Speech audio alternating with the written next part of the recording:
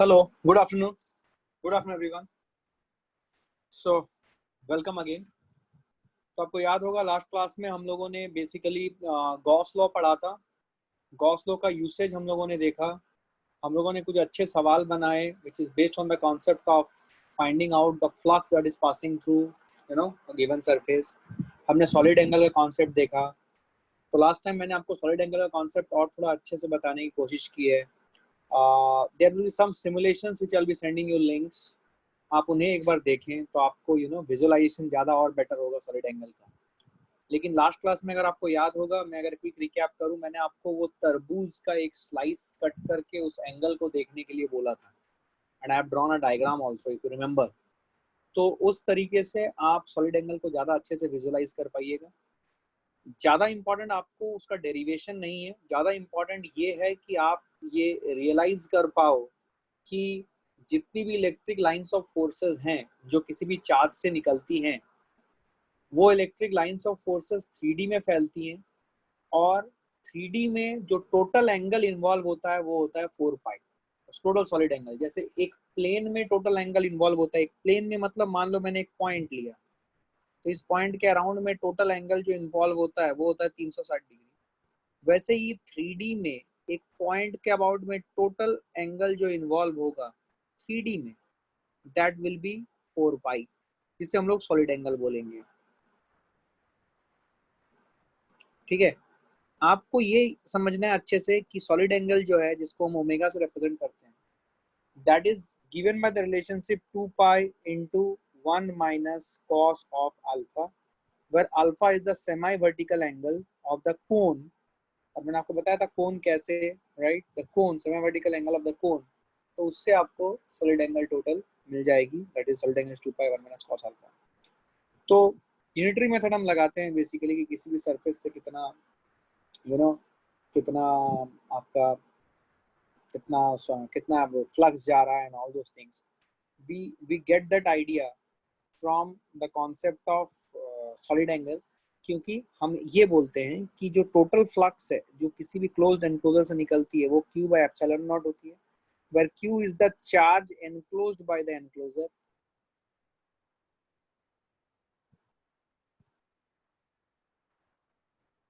अगर आपको याद होगा तो ये जो टोटल फ्लक्स है, ये total flux through an enclosure,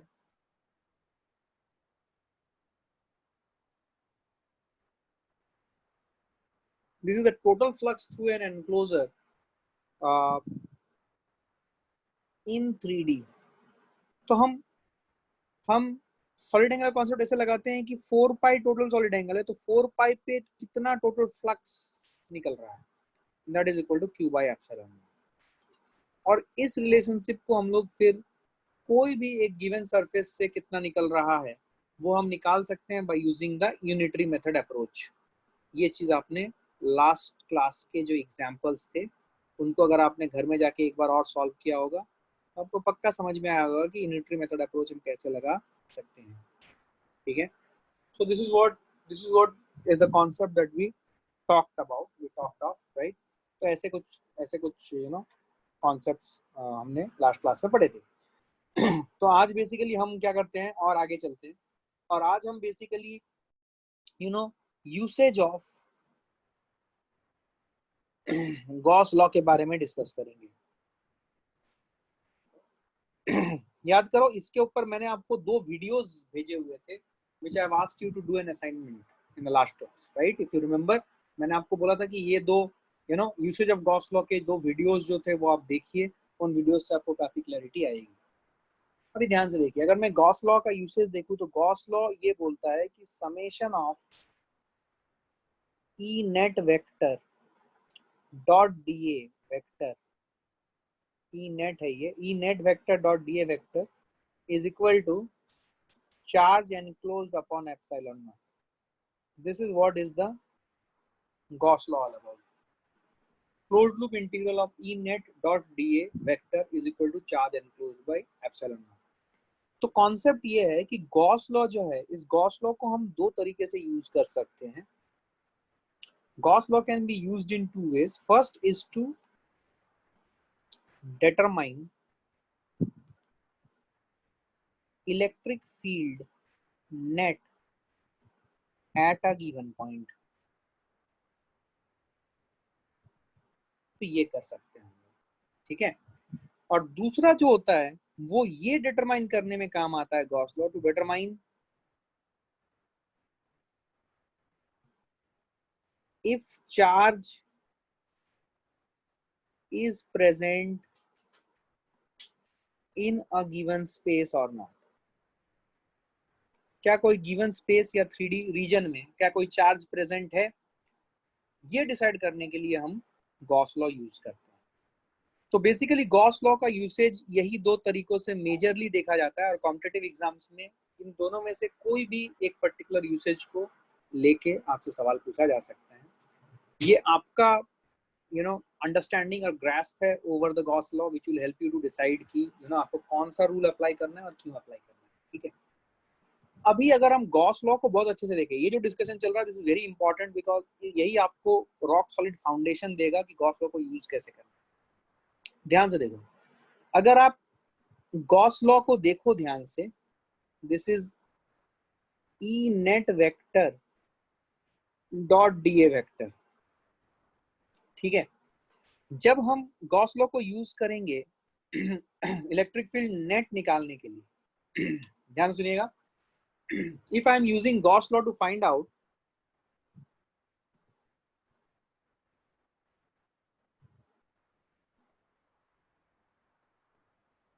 if I use Gauss law to find out net electric field at a given point, ठीक है, then what I need to do is that I need to create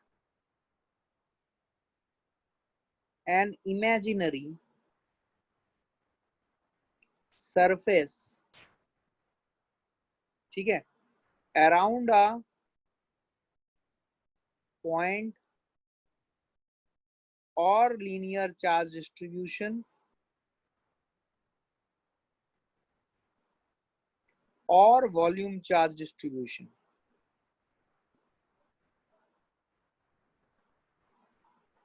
in such a way that the imaginary surface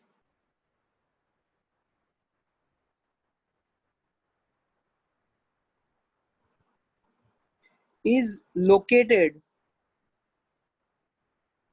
symmetrically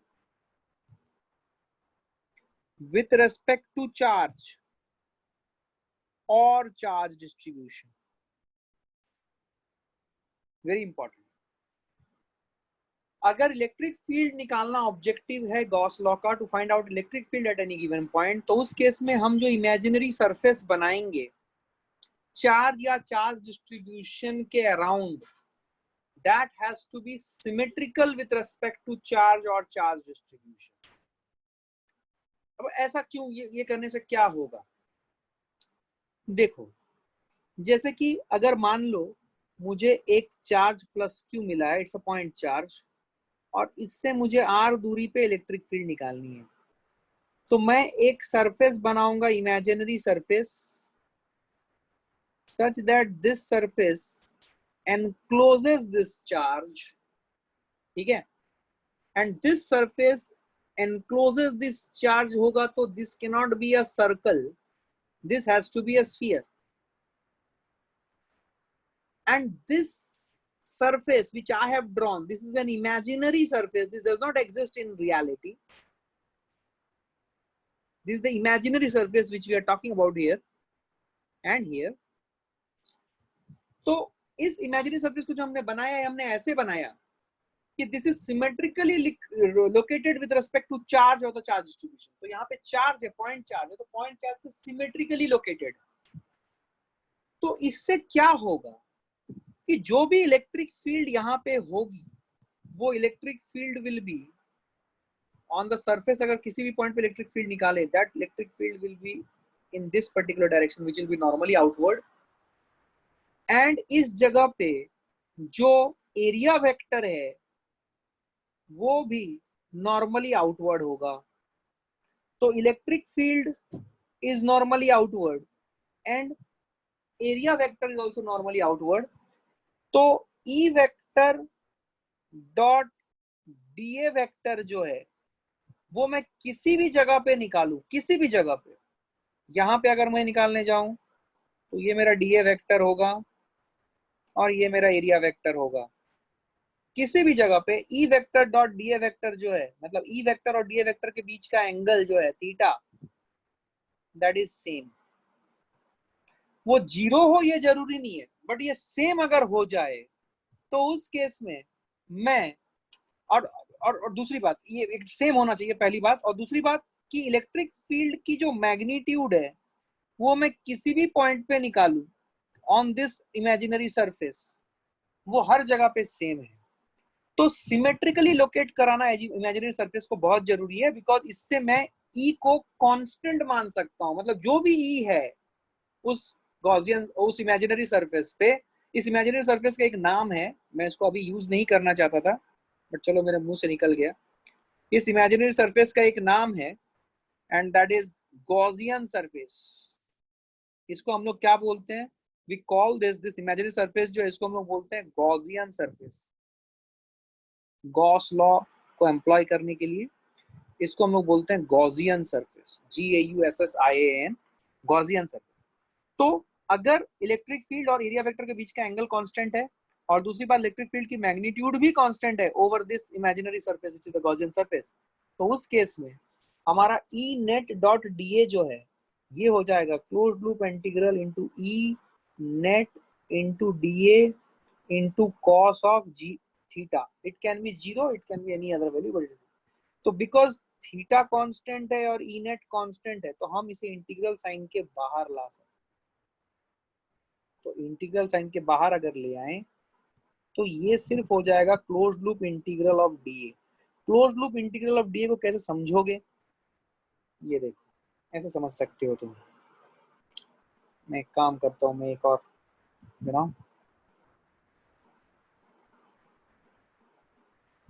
closed loop integral मतलब मान लो आपने यहाँ पे एक छोटा सा सरफेस लिया है DA1, यहाँ पे एक और सरफेस लिया है DA2, यहाँ पे एक और सरफेस लिया है DA3 and so on and so fourth.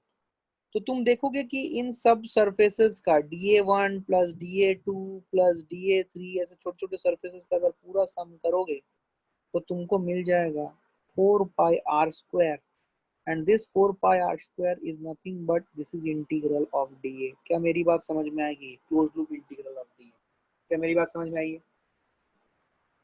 तो बेसिकली अगर आप देखोगे यहाँ पे तो E vector dot D A vector, तो ई नेट कॉस थीटा बाहर आ गया। Close loop integral of DA will become the surface area of this imaginary surface and that will be equal to, according to Gauss law, that will be equal to charge enclosed upon epsilon naught। तो इसमें देखो E net आपको निकालना है, theta आपको पता है दिया हुआ रहेगा, और close loop integral of DA भी आपको पता है, तो उससे आपको ई नेट मिल जाएगी। तो जब हमारा target is objective 1, that is to determine the E net at a given place, so we have to ensure that we need to create an imaginary surface which is highly symmetrical to the charge or charge distribution। ये बात आपको समझ में आनी चाहिए। दूसरा जो utility है गॉस लॉ का वो है टू डिसाइड और determine if charge is present in a given space और नॉट। तो ये सेकेंड यूटिलिटी के लिए आपको गॉसियन सरफेस को सिमेट्रिकल टू द चार्ज और चार्ज डिस्ट्रीब्यूशन बनाने की जरूरत नहीं है। फिर से सुनो मैं क्या बोल रहा हूँ, मैं उसे यहाँ पे लिखाऊंगा नहीं, आपको अपने नोट्स में लिखना है। ये जो पेज है ये पेज बहुत इंपॉर्टेंट है because this gives you the power to use the concept of Gauss law in different situation. तो अगर हमारा ऑब्जेक्टिव ये है to determine if the charge is present in a given space और नॉट, अगर ये ऑब्जेक्टिव है देखने का या चेक करने का, तब हमारा जो इमेजिनरी सरफेस जो उस चार्ज को या चार्ज डिस्ट्रीब्यूशन को एनक्लोज करेगा वो सिमेट्रिकल हो चार्ज या चार्ज डिस्ट्रीब्यूशन के, ये जरूरी नहीं है। क्या मेरी बात समझ में आई है? क्या क्लैरिटी आई है? अब इस कॉन्सेप्ट को हम लोग यूज करेंगे। आइए चलिए, पहला एप्लीकेशन ऑफ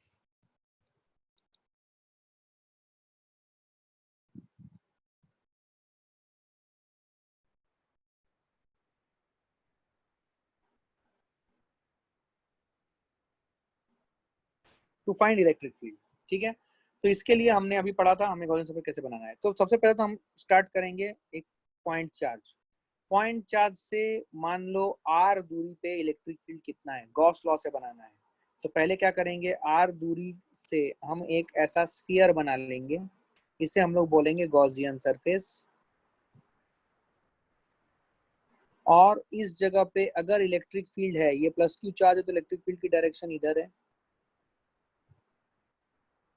ठीक है, इलेक्ट्रिक फील्ड है। अभी देखो, ये जो इलेक्ट्रिक फील्ड है, ये इलेक्ट्रिक फील्ड हर जगह पे, किसी भी जगह पे निकालो, it will B radially outward. और इलेक्ट्रिक फील्ड की मैग्नीट्यूड जो होगी और डायरेक्शन है, दोनों सेम है। मतलब हर जगह पे इलेक्ट्रिक फील्ड जो है, its magnitude and direction is same. अब अगर तुम देखोगे इस ये जो गॉसियन सरफेस जो तुमने बनाया है, अगर तुम्हें मेरी बात समझ में आ रही है, तो तुम देखोगे कि यहाँ पे इलेक्ट्रिक फील्ड, यहाँ पे इलेक्ट्रिक फील्ड, यहाँ पे इलेक्ट्रिक फील्ड, हर जगह पे इलेक्ट्रिक फील्ड सेम है। ठीक है, तो हर जगह पे इलेक्ट्रिक फील्ड सेम है। इसका मतलब जो हमने पढ़ा था E is equal to minus D V by D R. ठीक है, तो E डी आर तो minus D V by D R, तो we are seeing that the value of E is constant. Value of E is constant मतलब क्या है, जो potential है, ये जो सरफेस जो आपने बनाया है Gaussian surface, this is an equipotential surface. हर जगह पे पोटेंशियल क्या है, सेम है। It's an equipotential surface, तो हर जगह पे पोटेंशियल क्या है, सेम है। ठीक है, तो हर जगह पे अगर पोटेंशियल सेम है, ठीक है, तो बेसिकली अब सवाल ये आता है कि यहाँ पे इलेक्ट्रिक फील्ड कितना है ये निकालना है। तो इलेक्ट्रिक फील्ड निकालना, अच्छा हर जगह पे अगर पोटेंशियल सेम है, तो इलेक्ट्रिक फील्ड जो इस गॉसियन सरफेस से होगी, वो इस पॉइंट पे जहाँ पे भी आपने इलेक्ट्रिक फील्ड निकाला है, वहाँ पे टेंजेंट खींच दीजिए, उस टेंजेंट से परपेंडिकुलरली आउटवर्ड होगा। यहाँ पे टेंजेंट खींच दीजिए, उस पॉइंट से परपेंडिकुलर आउटवर्ड होगा। यहाँ पे टेंजेंट खींच दीजिए, उस पॉइंट से परपेंडिकुलरली आउटवर्ड। तो हर जगह पे आपको दिखेगा कि जो इलेक्ट्रिक फील्ड की डायरेक्शन है, वो नॉर्मली आउटवर्ड या परपेंडिकुलरली आउटवर्ड होगी इलेक्ट्रिक फील्ड। अगर यहाँ पे माइनस क्यू चार्ज होती तो परपेंडिकुलरली इनवर्ड होती, बट यहाँ पे आउटवर्ड होगी। अब कोई बच्चा पूछेगा कि सर क्यों ऐसा नहीं हो सकता इलेक्ट्रिक फील्ड का डायरेक्शन, ध्यान से देखना, कुछ एंगल पे क्यों नहीं हो सकता सर। अगर एंगल पे हुआ तो इस इलेक्ट्रिक फील्ड के आप दो कंपोनेंट कर सकते हो, एक अलोंग द टेंजेंट और एक इसके परपेंडिकुलर। तो ये जो टेंजेंट वाली इलेक्ट्रिक फील्ड है, वो यहाँ पे कोई भी अगर चार्ज होगा, उसके ऊपर फोर्स लगा के उस चार्ज को मूव करा देगा इधर से इधर कहीं पे। क्योंकि अगर पॉजिटिव चार्ज है तो force equal to Q into E लगेगा और मूव करेगा। तो चार्ज अगर मूव कर रहा है एक जगह से दूसरी जगह, charge always move from higher potential to lower potential, ये हमने पढ़ा हुआ है। चार्ज, अगर हम पॉजिटिव चार्ज की बात करें, positive charge always moves from higher to lower potential. क्या मेरी बात समझ में आ रही है? From higher to lower potential. Everybody is understanding this? Everyone please. तो अगर इलेक्ट्रिक फील्ड का एक टेंजेंशियल कंपोनेंट है, तो वो उस चार्ज को इस सरफेस पे मूव कराएगा। चार्ज एक सरफेस पे तभी मूव करता है, चार्ज का मोशन तभी पॉसिबल है जब एक जगह पे हायर पोटेंशियल और एक जगह पे लोअर पोटेंशियल है, बिकॉज पॉजिटिव चार्ज तो हायर पोटेंशियल से लोअर पोटेंशियल मूव करता है। बट अभी हमने बोला कि जो पूरा गॉसियन सरफेस है वो इक्वी पोटेंशियल है। इसका मतलब we are arriving at a dichotomy. तो if we are arriving at a dichotomy, we need to sort this out. तो इसको सॉर्ट आउट करने का तरीका क्या है? इसको सॉर्ट आउट करने का एक ही तरीका है कि जो इलेक्ट्रिक फील्ड की डायरेक्शन मैंने यहाँ पे दिखाई है वो गलत है।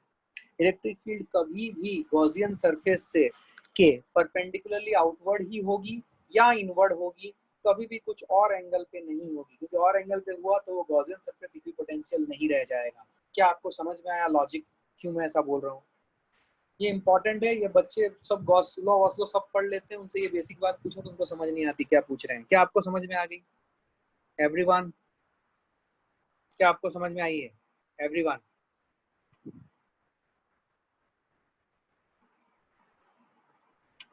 Everybody got this? Everyone please, everyone got this? ठीक है, ओके ओके ओके, ध्यान से देखो। So application of Gaussian surface to find out electric field. ठीक है, the positive charge always moves from higher to lower potential, and that is why we can say, यहाँ से आपको समझ में आया कि गॉसियन सरफेस के हमेशा इलेक्ट्रिक फील्ड परपेंडिकुलर होगी। तो अगर ऐसा है तो ई वेक्टर हमारा परपेंडिकुलर आउटवर्ड है, और हमें ये भी पता है कि जो एरिया वेक्टर है वो भी तो नॉर्मली आउटवर्ड होता है किसी भी क्लोज सरफेस के लिए, हमने तो ये पढ़ा हुआ है एरिया वेक्टर के कॉन्सेप्ट में। तो इसका मतलब अभी अगर हम लोग करेंगे, ध्यान सुनना, E net dot D A vector closed loop integral is equal to, इस गॉसियन सरफेस के अंदर कितना चार्ज एनक्लोज्ड है, प्लस क्यू अपॉन एप्सिलॉन। इसको हम लोग ई नेट और एरिया वेक्टर के बीच का एंगल, हर पॉइंट पे ई नेट और डी ए के बीच का जो एंगल है ये हमेशा जीरो है, हर जगह पे जीरो है। तो ये हो जाएगा E net into D A into cos of zero is equal to charge enclosed upon epsilon. इसको सिंप्लीफाई करें तो ई नेट को मैं बाहर निकाल सकता हूँ, ई नेट बाहर निकाला तो close loop integral of D A is equal to charge enclosed upon epsilon.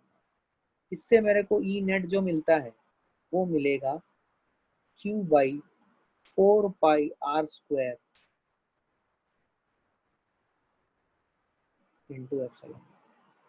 ठीक है, अगर आप देखोगे 1/4 पाई एप्सिलॉन नॉट, इसी को आप लोग के बोलते हो। देयरफॉर जो इलेक्ट्रिक फील्ड आई, net electric field on the surface, it is equal to k q by r²। क्या यही इलेक्ट्रिक फील्ड आप गॉस ऑफ, सॉरी, आप कूलम्स लॉ लगा के भी यूज लाते हो कि डिस्टेंस r पे जो इलेक्ट्रिक फील्ड होती है वो के क्यू बाई r² होती है, ये कूलम्स लॉ लगा के भी आप लाए, बट यहाँ पे आपने गॉस लॉ एम्प्लॉय किया और गॉस लॉ की मदद से आपने कॉन्सेप्ट यूज करके इसको सॉल्व किया। क्या मेरी बात समझ में आई? क्या everybody got this? Okay, next हम क्या लेते हैं, नेक्स्ट हम एक और एग्जांपल लेते हैं। मान लो हमारे पास एक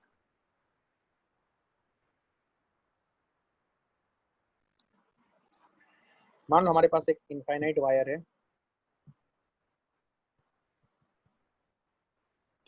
इस इनफाइनाइट वायर से डी डिस्टेंस पे मुझे इलेक्ट्रिक फील्ड निकालनी है। इस इनफाइनाइट वायर से डी डिस्टेंस पे मुझे इलेक्ट्रिक फील्ड निकालनी है। कैसे निकालूं? इस इनफाइनाइट वायर से डी डिस्टेंस पे इलेक्ट्रिक फील्ड निकालनी है। इनफाइनाइट वायर है ये।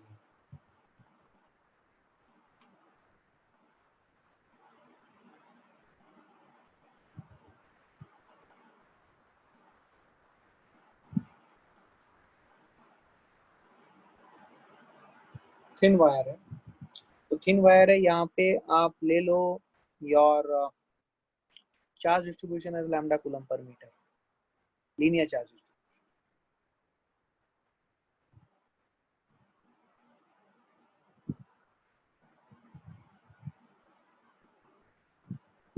ओके, इसमें यहाँ पे सबसे पहले बोलो कि आपकी गॉसियन सरफेस कैसी होगी।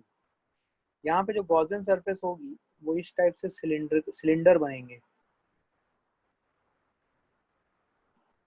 इनफाइनाइट है, आपने एक गिवन लेंथ ले लिया, मान लो इस वायर का एल लेंथ ले लिया।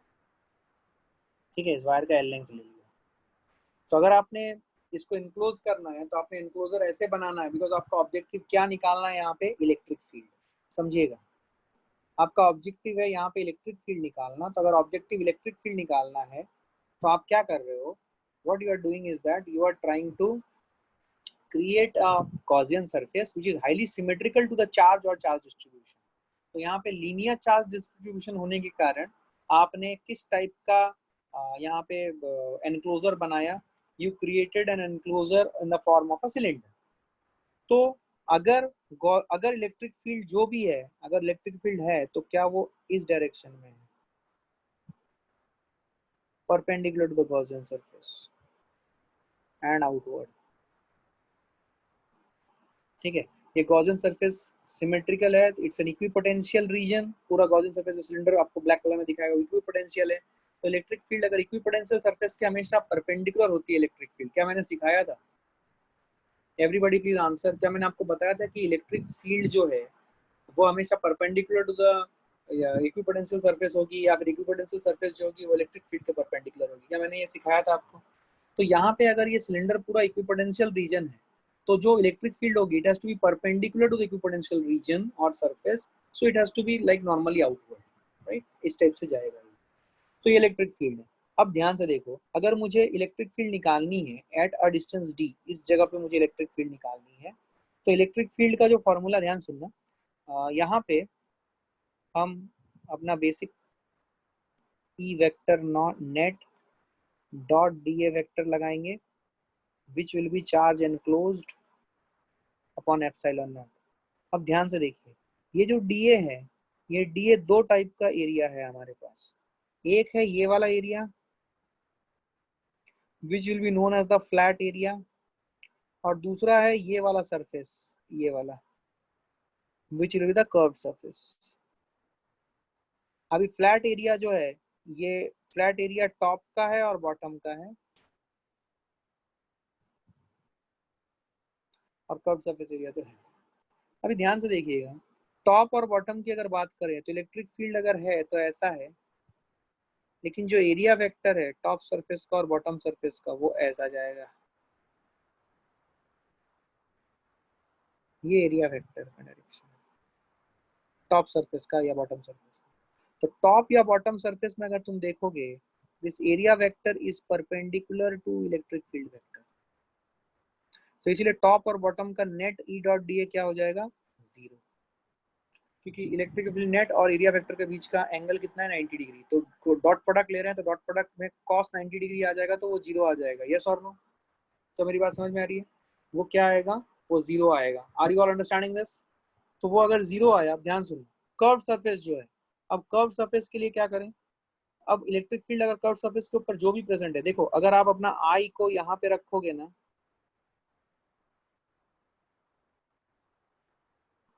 ठीक है, तो आपको इस टाइप से नजर आएगी इलेक्ट्रिक फील्ड।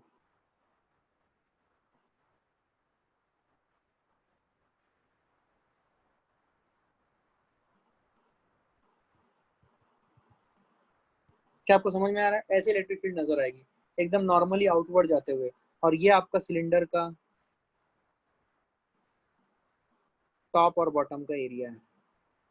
हर जगह पे ये इलेक्ट्रिक फील्ड परपेंडिकुलर आउटवर्ड जाती हुई नजर आएगी आपको, ठीक है। तो कर्व सरफेस एरिया जो है, वो कर्व सरफेस एरिया और इलेक्ट्रिक और area vector, sorry electric field और एरिया वेक्टर के बीच का जो एंगल है, हर जगह पे अगर आप देखोगे यहाँ पे, इट विल बी 0 डिग्री।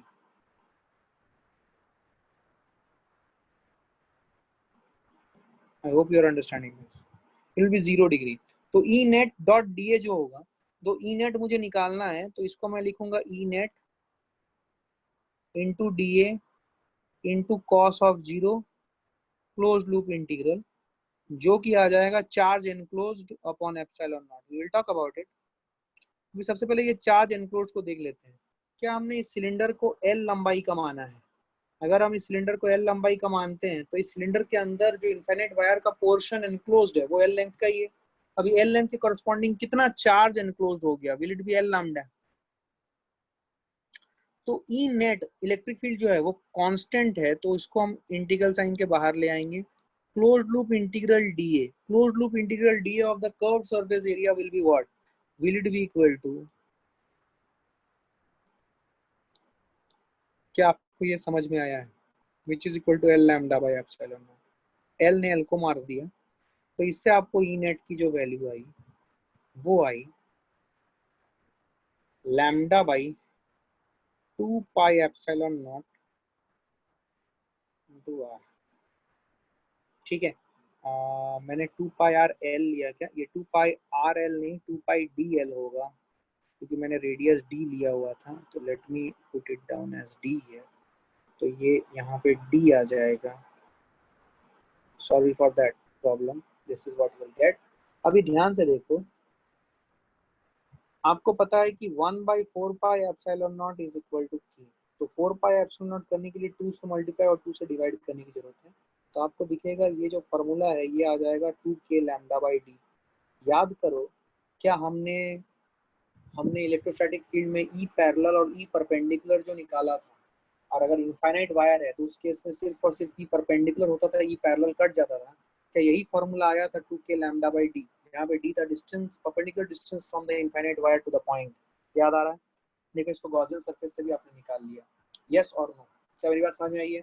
तो गॉस लॉ लगा के आपने इस प्रॉब्लम को सॉल्व किया। Everybody understand this? क्या क्लैरिटी यही है? Everyone, everyone, good, good. Any questions? Any questions? Any questions? No? ठीक है, आ जाओ, चलो आगे बढ़ो। तो ये इनफाइनाइट वायर की बात थी। अब याद रखना, गॉसियन लॉ आप यूज कर सकोगे सिर्फ और सिर्फ इनफाइनाइट वायर के लिए, लिमिटेड लेंथ के वायर के लिए आप यूज नहीं कर पाओगे। क्योंकि देखो, इसका मैं उल्टा से समझाने की कोशिश करता हूँ। Limited length of the wire के लिए क्यों आप गॉसियन सरफेस नहीं, गॉस लॉ क्यों नहीं लगा सकते? लिमिटेड लेंथ ऑफ वायर अगर होगा, having linear charge density lambda coulomb per metre, इसके लिए गॉस लॉ क्यों नहीं लगा सकते आप?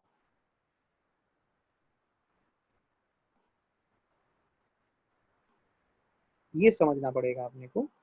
तो इसका जवाब मैं ऐसे देना चाहूंगा, आप सबने देखा होगा कि जब लिमिटेड लेंथ की बात हुई थी, limited length of the wire की बात हुई थी, मान लो एक limited length of the wire है, इससे अगर डी डिस्टेंस पे मुझे इलेक्ट्रिक फील्ड निकालनी है, तो याद करो उस केस में मेरी इलेक्ट्रिक फील्ड के दो कंपोनेंट होते थे, एक था ई परपेंडिकुलर और दूसरा था ई पैरेलल।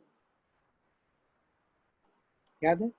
तो जहां तक ई परपेंडिकुलर होना है, इट्स नॉट अ प्रॉब्लम। हम यहाँ पे गॉसियन सरफेस बना लेंगे।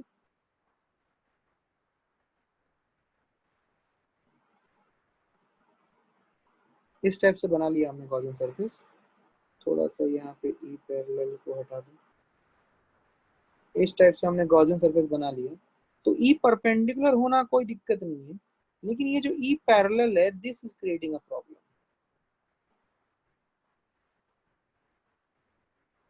This is creating a problem. Why? Because हमने अब जो गॉसियन सरफेस बनाया है, आपको अभी समझ में आ जाना चाहिए, सबका दिमाग अभी बोलना चाहिए हाँ सर, लॉजिक समझ में आया। जो गॉसियन सरफेस बनाया है, हमने ये माना है कि गॉसियन सरफेस इक्वी पोटेंशियल होगा। तो अगर इक्वी पोटेंशियल सरफेस है, तो इस सरफेस के अलोंग चार्ज मूवमेंट नहीं होना चाहिए। चार्ज अगर यहाँ पे है तो यहीं पे रहना चाहिए, इसके ऊपर मूव नहीं करना चाहिए। तो अगर चार्ज मूव कर जाएगा इस सरफेस के ऊपर, तो फिर ये इक्विपोटेंशियल सरफेस हुआ ही नहीं ना भाई। तो गॉसियन सरफेस का बेसिक फिलोसॉफी डिफाई हो गया। तो अगर ई पैरेलल है, तो यहाँ पे अगर कोई भी चार्ज है, तो उस चार्ज के ऊपर ई पैरेलल के कारण एक फोर्स लगेगा along the surface, which will move this charge which is present on the Gaussian surface along this surface के along move कराएगा, and that would go against the rule that the Gaussian surface is an equipotential surface। क्योंकि अगर equipotential surface है, तो equipotential surface के किसी भी दो पॉइंट के बीच में चार्ज का मूवमेंट नहीं होना चाहिए, बिकॉज वो इक्विपोटेंशियल है, और दो सेम पोटेंशियल के पॉइंट के बीच में चार्ज मूव नहीं कर सकती, because charge will always move from, if you talk about positive charge, it will move from higher potential to lower potential. क्या मेरी बात समझ आई है? क्या मेरी बात समझ में आई है एवरीवन? क्या क्लैरिटी यही है? So this is what is the basic concept which we need to keep in mind कि गॉस लॉ क्यों नहीं लगा सकते? बिकॉज अगर गॉस लॉ लगाएंगे तो ई पैरेलल हमारा जीरो आना चाहिए, बट हम limited length of the wire के लिए ई परपेंडिकुलर और ई पैरेलल दोनों मिलता है अपने आप को। Remember that, remember that. याद आ रहा है आपको everyone? So this is the logic why you cannot employ Gauss law, why we cannot, if charge is in the middle means, what is the meaning of middle?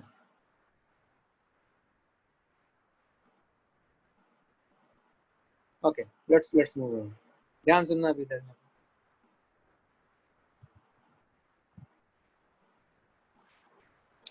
Okay, ध्यान सुनना अभी। सो हमने अभी एक थिन वायर को देखा, अभी हम बात करेंगे हॉलो वायर, हॉलो वायर के बारे में। तो हॉलो वायर लेंगे तो it is like this something,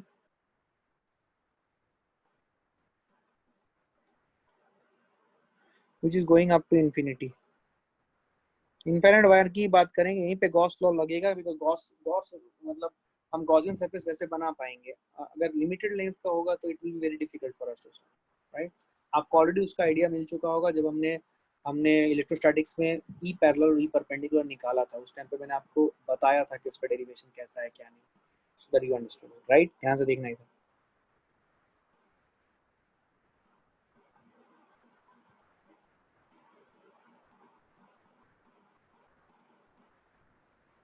right, ये ऐसा है। मान लो ये लेंथ, ये जो रेडियस है इस हॉलो वायर की, वो आर है, ठीक है। और ये हॉलो वायर है, इस हॉलो वायर में चार्ज डिस्ट्रीब्यूशन कैसा होगा तुम्हारे हिसाब से, लैम्डा, सिग्मा या रो, कैसा होगा इस हॉलो वायर में? हॉलो वायर में जो भी चार्ज रहेगा वो सरफेस पे रहेगा, so we have to go with sigma, we have to go with sigma. Good. तो बेसिकली यहाँ पे हम गॉसियन सरफेस एम्प्लॉय करेंगे। तो गॉसियन सरफेस हम कैसे एम्प्लॉय करेंगे, ध्यान से देखना। अगर मैं यहाँ से मान लो देख रहा हूँ, ठीक है, तो मुझे बेसिकली ऐसा एक इसका सरफेस ऐसा नजर आएगा, सर्कुलर, ठीक है। ये वायर जो ये सर्कुलर नजर आएगा और जिसकी रेडियस होगी स्मॉल आर, ठीक है। तो हॉलो वायर में मैं आर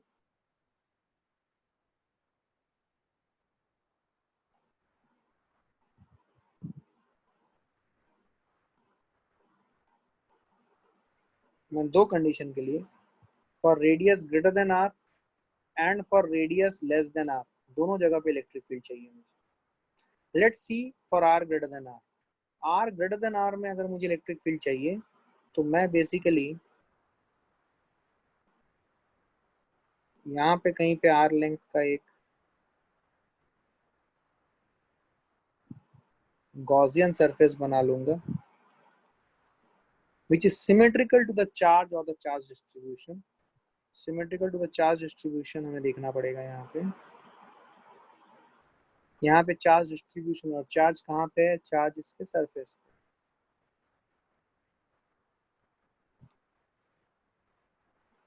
ठीक है।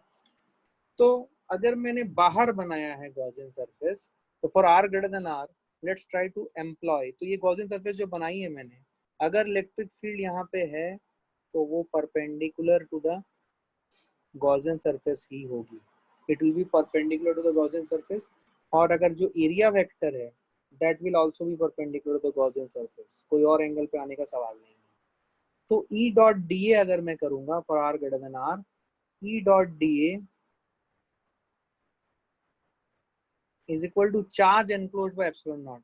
तो मैंने ये टॉप व्यू दिखाया मैंने ऊपर से देखने पर। तो बेसिकली हम जो यहाँ पे बनाएंगे गॉसियन सरफेस जो बनाएंगे that will be basically like this, ऐसा। कोई एक लेंथ एल का ले लो सिलेंडर, तो ये सिलेंडर का सर्कुलर रीजन है, राइट, आर रेडियस का। टॉप से देखने पर ये नजर आ रहा है, ये ब्लू वाला, ये जो ब्लू वाला बाहर निकाला है that is what is red, drawn in red colour, right. So E net dot D A is equal to charge enclose by epsilon not. Charge enclose कितना हो जाएगा, क्या चार्ज एनक्लोज हो जाएगा, ध्यान से देखना, will it be equal to 2 pi R into L into sigma upon epsilon, because हमने एल लेंथ का रीजन लिया है, तो बेसिकली इतने रीजन में जितना चार्ज है वही कंसिडर करना पड़ेगा, और चार्ज बिकॉज सरफेस पे है और वो सिग्मा है, तो sigma into 2 pi R L करूंगा, that will give me the total charge enclosed bye epsilon naught. तो ई नेट और डीए के बीच का एंगल हर पॉइंट पे अगर तुम देखोगे, हर पॉइंट पे 0 डिग्री है, तो ई नेट जो है वो सिमेट्रिकल होने के कारण कांस्टेंट है। तो E net dot D A into cos of 0, तो ये closed loop integral D A हो जाएगा, which will be equal to 2 pi R L sigma upon epsilon. तो ई नेट जो होगा, E net closed loop integral D A कितना हो जाएगा, it is the total curve surface of the Gaussian surface, और Gaussian surface हमारा क्या है, सिलेंडर है, ठीक है। तो सिलेंडर का क्या हो जाएगा, it will be 2 pi capital R into L which will be equal to 2 pi R L sigma by epsilon naught. तो क्या क्या उड़ा सकते हैं देखो, एल 2 पाई, एल 2 पाई, तो ई नेट जो आएगा it will be R by R into sigma by epsilon not, ये आएगा आपके। ये बात समझ में आई, ध्यान से देखो, r by r into sigma by epsilon naught, this is the net electrical field at any distance r। क्या बात समझ में आई है?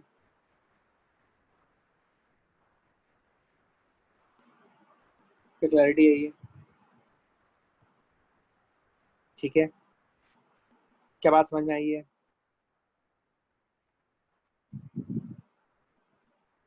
क्लियर है ये? अच्छा, अब यहाँ पे एक चीज मैं बता रहा हूँ, देख, sigma into 2πr_l should be equal to, अगर लैम्डा लीनियर चार्ज डिस्ट्रीब्यूशन के हिसाब से लिखे तो it will be lambda into L. L L cut गया तो लैम्डा है 2πr सिग्मा, ये लैम्डा है।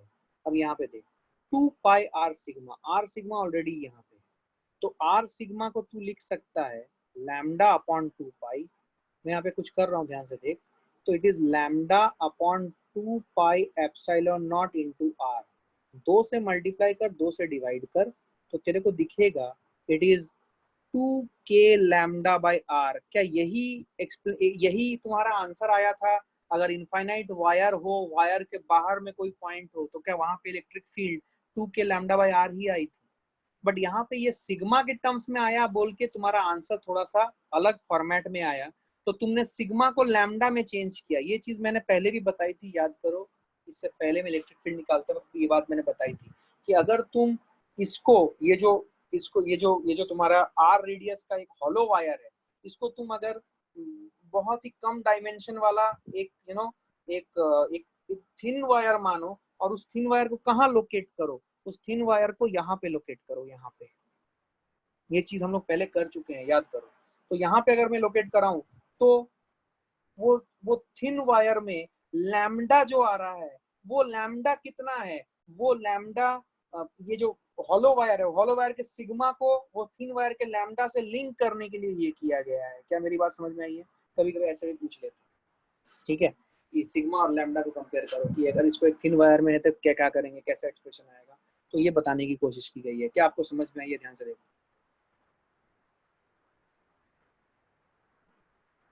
क्या बात समझ में आई है?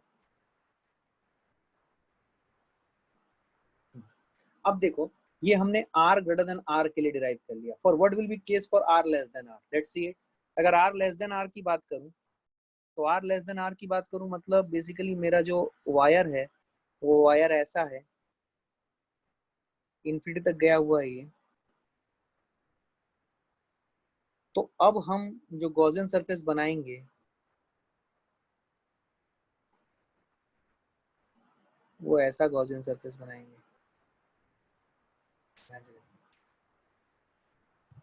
तो अब अगर गॉसियन सरफेस ऐसा बना है, तो अगर यहाँ पे इलेक्ट्रिक फील्ड है तो ऐसी होगी। तो अगर हम लोग E net dot D A करेंगे is equal to charge enclosed upon epsilon. समझने वाली बात है कि इसका जब हम लोग टॉप व्यू देखेंगे तो हमें ऐसा कुछ नजर आ रहा है। ध्यान से देखो, ये हमारा सरफेस है जहाँ पे चार्ज है, और हमारा जो गॉसियन सरफेस का व्यू दिख रहा है, सॉरी मैंने अलग पेन से बनाना चाहिए इसे, हमारा जो गॉसियन सरफेस का ये दिख रहा है, वो यहाँ पे कहीं। तो अब सवाल ये है कि चार्ज एनक्लोज जो है, चार्ज एनक्लोज जीरो हो गया, बिकॉज गॉसियन सरफेस के अंदर कोई चार्ज नहीं है, नो चार्ज है। जो भी चार्ज है वो गॉसियन सरफेस के बाहर आ रहा है।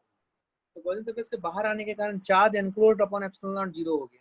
अब वहां यहाँ पे वही करेंगे। एरिया जो है, हमारे पास दो एरिया है, एक है कर्व सरफेस एरिया और दूसरा है फ्लैट एरिया। ये मान लो लेंथ एल का ले लिया है।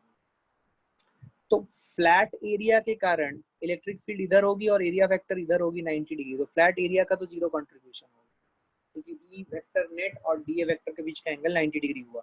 लेकिन जो कर्व्ड एरिया है वो आ जाएगा E net into 2πrl into cos of zero, which is equal to charge enclose zero होने के कारण this will be equal to zero. तो ई नेट की वैल्यू कितनी आ गई? जीरो आ गई। इसका मतलब for R less than R, hollow wire of infinite length के लिए इलेक्ट्रिक फील्ड नेट कितनी हो जाएगी? For R less than R it will be zero. Capital R, capital R means capital R, capital R means the radius, जिस radius पे हमें electric field चाहिए, that is less than the small R which is the radius of this hollow wire. क्या मेरी बात समझ में आई है? क्या मेरी बात समझ में आई है? अब हम रिसर्च करते हैं। ये पूरी वायर पे पीएचडी है आपकी बेसिकली। अब हम बात करेंगे सॉलिड वायर की। अब हम बात करेंगे सॉलिड वायर की। Let's see. Solid wire means basically आपके पास फिर से वही इनफाइनाइट,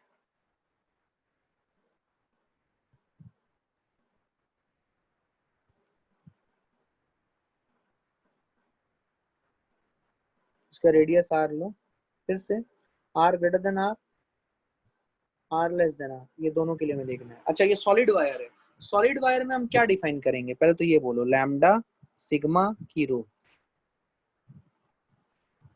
सॉलिड वायर है तो यहाँ पे सॉलिड वायर है, तो जहां जहां मास, सॉलिड वायर है जहां जहां मास वहीं पे वहीं वहीं आपका चार्ज भी प्रेजेंट है, तो यहाँ पे हम लोग रो डिफाइन करेंगे। ठीक है, तो for R greater than R, R greater than R means हमारा जो गॉसियन सरफेस है वो कुछ ऐसा है। ठीक है, इनफाइनाइट है, हमने एल लेंथ का गॉसियन सरफेस बना लिया, तो एल लेंथ का गॉसियन सरफेस बना लिया, तो जो इलेक्ट्रिक फील्ड है, इलेक्ट्रिक फील्ड ऐसी आएगी, और जो एरिया वेक्टर है वो एरिया वेक्टर आएगा ऐसे, और ये जो ऊपर का सरफेस है उसके लिए इलेक्ट्रिक फील्ड तो रहेगी ऐसी ही, बट जो एरिया वेक्टर आएगा वो आएगा ऐसे। समझ, नीचे के लिए भी एरिया वेक्टर जो आएगा वो आएगा ऐसे, और इलेक्ट्रिक फील्ड जो आएगी वो आएगी ऐसे। ठीक है, तो ई डॉट डी ए की वैल्यू कितनी हो जाएगी, ई डॉट डी ए की वैल्यू 0 हो जाएगी, because electrical field and area vector are at perpendicular. तो जो जो फ्लैट सरफेसेस है उनके कारण तो कोई नेट फ्लक्स नहीं होगा, लेकिन जो कर्व सरफेसेस है उनके लिए हम क्या करेंगे, E net dot D A will be charge enclosed upon epsilon not. Charge enclosed कितना लेंगे, rho, because volume charge density है, इनटू ये पूरा एल लेंथ का एक वॉल्यूम हो जाएगा which will be equal to pi R square into L. ये चार्ज एनक्लोज्ड हो गया upon epsilon not. E net और डीए के बीच का एंगल 0 डिग्री है, ई नेट कांस्टेंट है तो इसको बाहर निकाल लेंगे, क्लोज लूप इंटीग्रल डीए आएगा which will be E net d A close loop integral, it is the cross, it is the curve surface area of the cylinder Gaussian surface जो हमने बनाया विच इज इक्विपोटेंशियल सरफेस। तो d A जो है will it be equal to 2 pi 2 pi capital R L, sorry small नहीं, because हमने capital R ये लिया था ना, because R is greater than R लिया, 2 pi capital R into L is equal to rho into pi R square L upon epsilon naught. आइए मिलके करते हैं, ई नेट जो आएगा, ई नेट आएगा, देख क्या क्या कट गया, देख एक पाई कट गया, पाई कट गया, एल कट गया, एल कट गया, it is rho R square by 2 R epsilon not. This is what you are getting. ठीक है, rho R square by 2 R epsilon not, this is what we are getting. ठीक है, समझ में आया, this is what we are getting. So ये आपकी net electric field आई for R greater than R के लिए, विच is rho R square by 2 R epsilon naught, ऐसे आया। ठीक है, अभी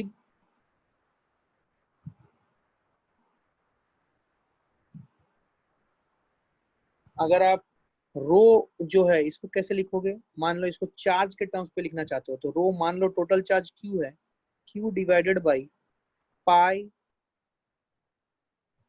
are square L, will this be rho, तो रो की जगह पे आप लिखिए Q by pi R square L into R square by 2 R epsilon not, ऐसा भी आप लिख सकते हो। तो आर स्क्वायर ने आर स्क्वायर को मार दिया, which will be Q by 2 pi epsilon not R L. ठीक है, 2 pi epsilon not R L, L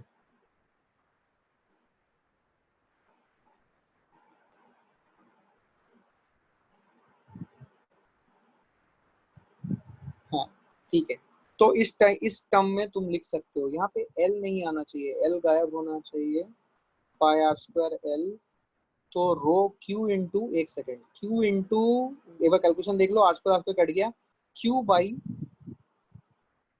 2 pi R L epsilon not. ठीक है, तो इधर ई नेट लिखो 2πRL लिखो DA 2πRL equal to charge enclose last का correct है okay just a moment rho into pi R square L charge enclose is rho into pi R square L by epsilon not L L cut गया so pi pi cut गया rho R square by 2r epsilon not आप लिख लो ठीक है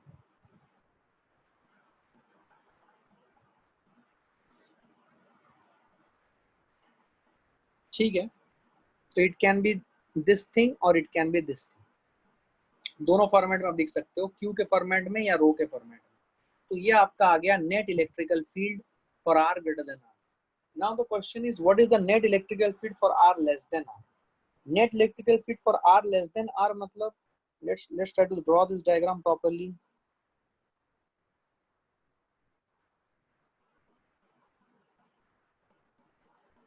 ये infinity तक जा रहा है अभी इसकी रेडियस आर है लेकिन आपने जो अभी गॉसियन सरफेस बनाई है let us say that the Gaussian surface is something like this ऐसा and this is capital R ठीक है तो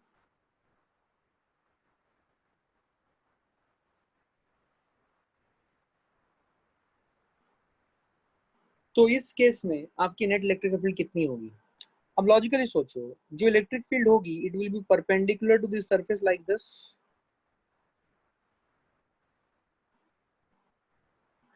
तो अगेन अगर हम लोग E net dot D A लगाएं तो डी ए दो टाइप की आएगी एक आएगी कर्व्ड और दूसरी आएगी फ्लैट फ्लैट में भी अपर और लोअर ये दोनों का ही जीरो होगा because E net is perpendicular to d A तो कर्व्ड के लिए हमें देखना पड़ेगा कर्व्ड के लिए क्या देखें जो भी ई नेट है ई नेट बाहर निकाल लेंगे और ये हो जाएगा 2πRL ठीक है which will be equal to charge enclose कितना होगा एल लेंथ का आपने ये गॉसियन सिलेंडर लिया है it will be rho into pi capital R square charge enclose upon epsilon naught is तो क्या क्या कैंसिल हो जाएगा देखो पाई ने पाई को मार दिया आर आर को बीट करेगा यहाँ पे rho into pi R square L आएगा सॉरी एल ने एल को कट कर देगा यहाँ ठीक है तो ई नेट जो आएगा ई नेट विल बी रो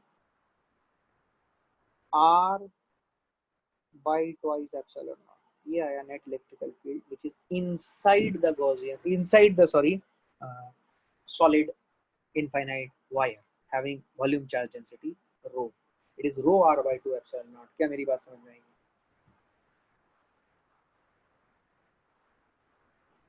क्या मेरी बात समझ में आई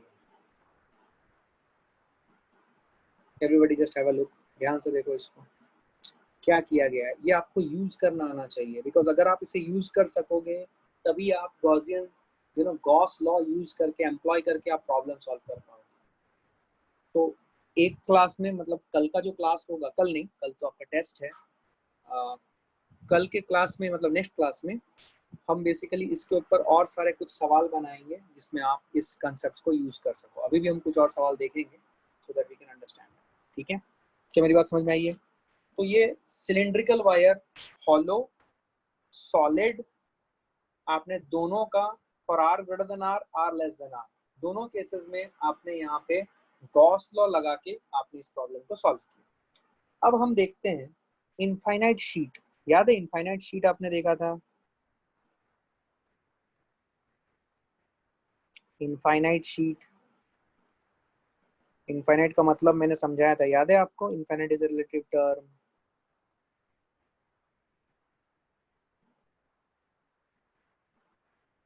ध्यान से देखो ये इनफाइनाइट वायर है जो इन्फिनिटी तक जा रही है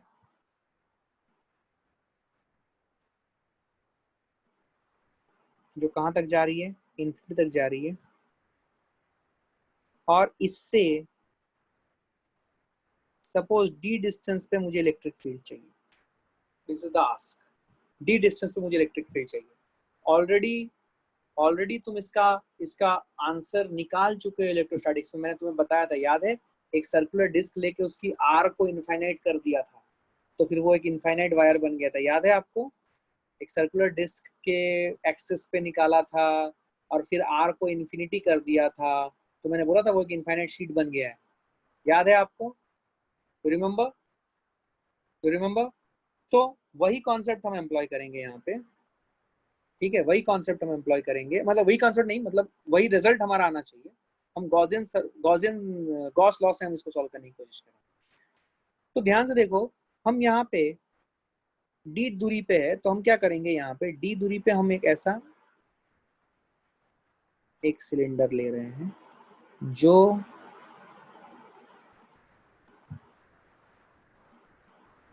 इस तरीके से एक्सटेंडेड है।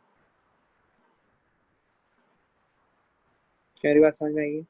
ऐसे ये जो सिलेंडर देख रहे हो, ये सिलेंडर मेरा गॉसियन सरफेस है, मैंने गॉसियन सरफेस ऐसा लिया है। तो इलेक्ट्रिक फील्ड जो है, ध्यान सुनना, जो इलेक्ट्रिक फील्ड है वो इलेक्ट्रिक फील्ड इज, हमें पता है कि इनफाइनाइट वायर में जो इलेक्ट्रिक फील्ड होती है, ये हमें पता है कि it is perpendicular to the infinite wire, नहीं, इनफाइनाइट शीट में परपेंडिकुलर होती है, यहाँ पे भी इनफाइनाइट प्लेन में भी परपेंडिकुलर ही होती है। तो इलेक्ट्रिक फील्ड की डायरेक्शन जो है वो इस टाइप से है, ये देखो, इलेक्ट्रिक फील्ड की डायरेक्शन समथिंग लाइक दिस, ऐसे जा रही है इलेक्ट्रिक फील्ड। तो अगर मुझे इलेक्ट्रिक फील्ड की मैग्नीट्यूड निकालनी है, वो मैं कैसे निकालूंगा? E net dot D A vector is equal to charge enclosed upon epsilon not.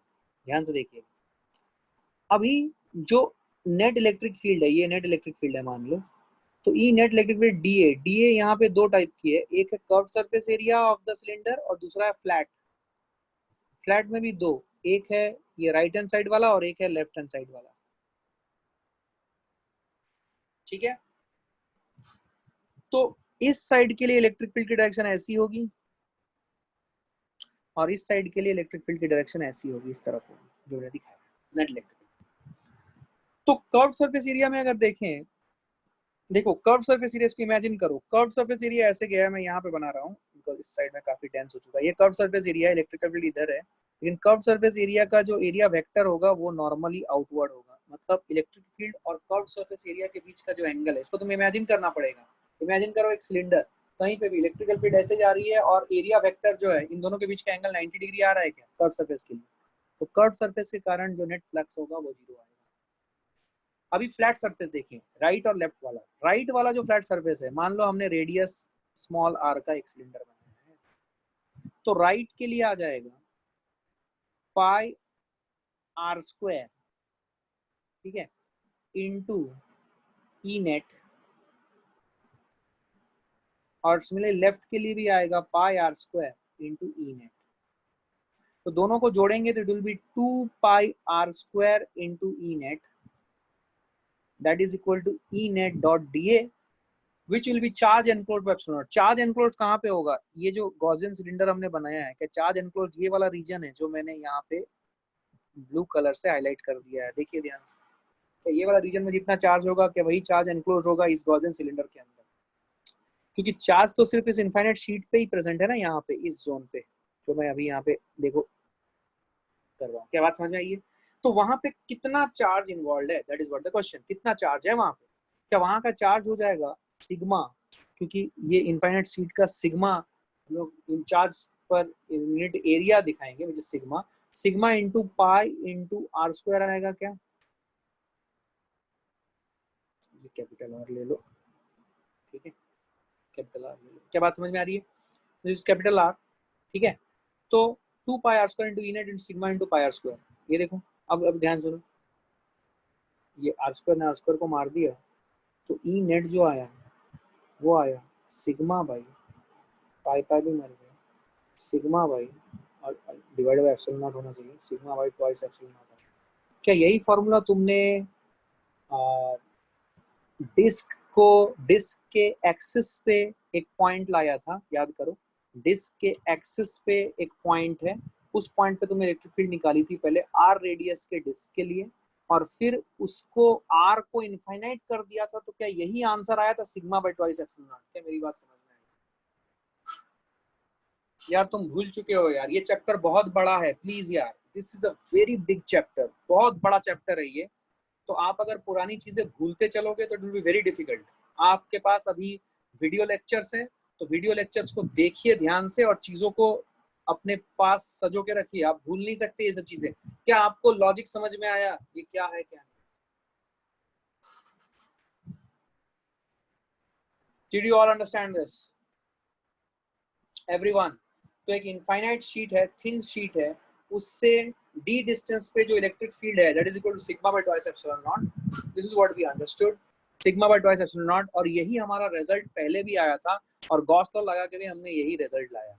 अब बहुत बार बच्चा बोलता है कि सर आपने सिलिंड्रिकल ही क्यों लिया, क्या कुछ और सरफेस नहीं ले सकते थे? ले सकते थे, तुम चाहते तो ऐसे भी सरफेस ले सकते थे, ध्यान से देखो, तुम चाहते तो ऐसा भी सरफेस ले सकते थे।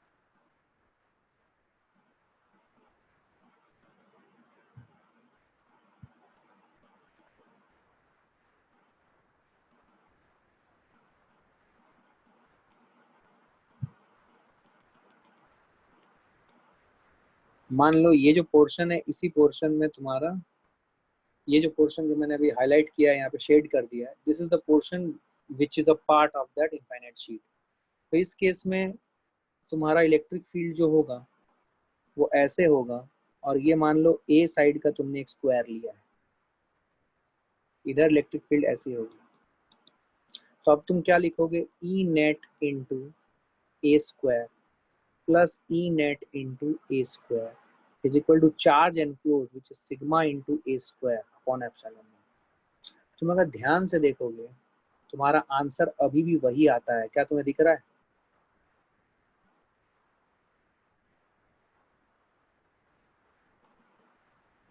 क्या मेरी बात समझ में आई है? एवरीवन, एवरीवन ध्यान से देखो, क्या मेरी बात समझ में आई है? ध्यान से देखो, सिग्मा बटा एप्सिलॉन आया। ये बेसिकली ये जो पोर्शन है, दिस इज द पोर्शन जो कि शीट के साथ इंटरसेक्ट कर रहा है। मैंने एक गॉसियन सरफेस लिया है which is like a cuboid of of of area A square and length जो भी डी डिस्टेंस है, जिस डिस्टेंस पे मुझे इलेक्ट्रिक फील्ड निकालनी है वहां पे मैं ये कर रहा हूँ। क्या आपको समझ में आई ये बात? ध्यान से देखो, तो जो नेट इलेक्ट्रिकल फील्ड है वो यहाँ पे भी देखो सिग्मा डैश है। इसका मतलब जो गॉसियन सरफेस है वो मुझे हमेशा सिलिंड्रिकल लेना पड़ेगा, ये जरूरी नहीं है, मैं चाहूँ तो ऐसा भी ले लूँ। अच्छा, ये वाला मैंने बनाया नहीं, did you all understand this? ये सरफेस का पीछे वाले सरफेस का और नीचे वाले सरफेस का electric field dot D A जो है वो जीरो हो जाएगा, बिकॉज इलेक्ट्रिकल फील्ड तो ऐसे है, लेकिन डी ए जो है ये दोनों के बीच का एंगल 90 डिग्री है। क्या मेरी बात समझ में आ रही है? सो नीचे वाले और उस साइड वाले का भी वैसे ही होगा। क्या बात समझ में आ रही है? ई नेट डॉट डी ए, क्या मेरी बात समझ में आ रही है? तो ये आपको थोड़ा सा फील देता है सब्जेक्ट का, और कुछ नहीं, इसलिए मैंने आपको 2-3 एग्जांपल और बताए हैं ताकि आपको क्लैरिटी आए। ठीक है, क्या मेरी बात समझ में आई है? Are you all understanding this? Is this point absolutely clear? ठीक है, क्लियर है ये? Are you understanding this? Good. So ये जो चीज है this will help you to you know grasp the fundamentals की how to find out the electrical field. ठीक है, ये हमने देखा इनफाइनाइट शीट के लिए। अच्छा, अभी दूसरा केस क्या है कि इनफाइनाइट शीट तो है, लेकिन इस इनफाइनाइट शीट की कुछ थिकनेस है।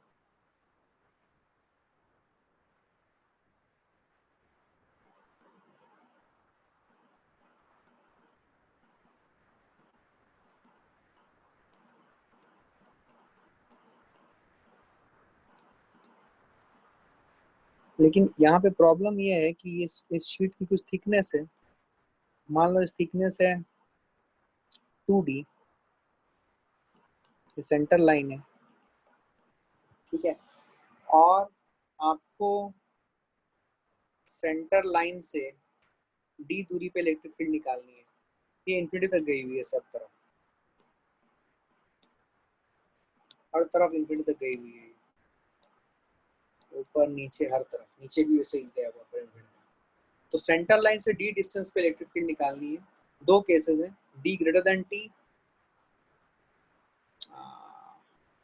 2T है ये, ठीक है, D greater than T and D less than T, दो केस में आपको इलेक्ट्रिक फील्ड निकालनी है।